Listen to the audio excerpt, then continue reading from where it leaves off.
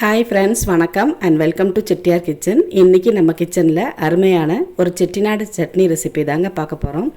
காலையில் பிரேக்ஃபாஸ்ட்டுக்கு இட்லி தோசை ஏதாவது செய்யலான்னு டிசைட் பண்ணிடுவோம். ஆனால் அதுக்கு என்ன தொட்டுக்க வைக்கிறதுங்கிறது தான் பெரிய விஷயமா இருக்கும்.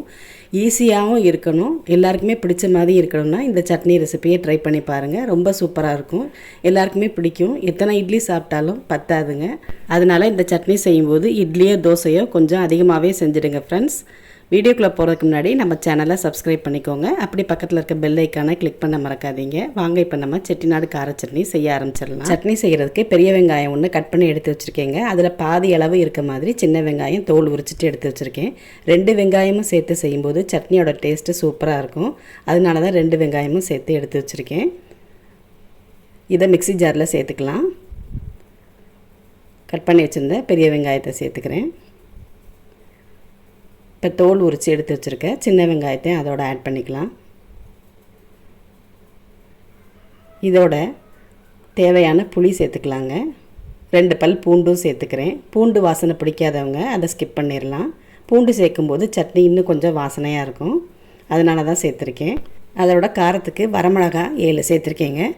காரத்துக்கு இது சரியாக இருக்கும். இப்போ இதை கொஞ்சமாக தண்ணி சேர்த்து நைஸாக அரைச்சி எடுத்துடலாம். நைஸாக அரைச்சி எடுத்து வச்சுருக்கேங்க. ரொம்ப தண்ணி சேர்த்துற வேண்டாம். இப்போ இதை தாளிச்சு விட்டுறலாம். ஒரு கடாயில் 2 டேபிள் ஸ்பூன் அளவு எண்ணெய் சேர்த்துக்கலாம். கொஞ்சம் எண்ணெய் அதிகமாக சேர்த்தா தான் இந்த சட்னி நல்லாயிருக்கும். ஸ்டவ் மீடியம் ஃப்ளேம்லேயே இருக்கட்டுங்க, அப்போ தான் சட்னி நல்லா டேஸ்ட்டாக வரும். எண்ணெய் நல்லா சூடாகட்டும். சூடானதாக அதில் 1/2 டீஸ்பூன் போல் கடுகு போட்டு தாளிச்சிக்கலாம். கடுகு நல்லா பொரிஞ்சு வர ஆரம்பிச்சிருச்சு. அதில் இப்போ கொஞ்சமாக நான் கருவேப்பிலை சேர்த்துக்கிறேன். கருவேப்பிலை சேர்த்துட்டேங்க. சேர்த்துட்டு இதோட கொஞ்சம் பெருங்காயம் சேர்த்துக்கலாம்.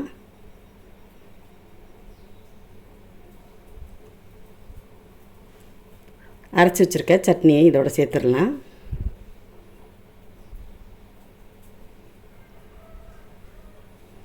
தேவையான அளவு உப்பு சேர்த்துடலாம். நான் இங்கே கல் உப்பு 1/2 டீஸ்பூன் போல் சேர்த்துருக்கேன். சேர்த்துட்டு சட்னியோட பச்சை வாசனை போகிற அளவுக்கு இதை நல்லா கொதிக்க விட்டுடலாம். ஒரு 5 நிமிஷம் போல் சட்னி அப்படியே கொதிக்கட்டும். நல்லா கொதிச்சிருச்சுங்க. இப்போ ஸ்டவ் ஆஃப் பண்ணிவிட்டு இதை சர்விங் பவுலுக்கு மாற்றிடலாம். இவ்வளோதாங்க, ஈஸியாக நம்மளோட செட்டிநாடு கார சட்னி சூப்பராக ரெடி ஆயிடுச்சு. டேஸ்ட் அருமையாக இருக்கும். நீங்களும் ட்ரை பண்ணி பாருங்கள். ட்ரை பண்ணி பார்த்துட்டு உங்கள் கமெண்ட்ஸை பதிவு பண்ணுங்கள். இந்த வீடியோ உங்களுக்கு பிடிச்சிருந்தா உங்கள் ஃப்ரெண்ட்ஸுக்கும் ஷேர் பண்ணுங்கள். மறக்காமல் எங்கள் சேனலை சப்ஸ்கிரைப் பண்ணிக்கோங்க. தேங்க்யூ.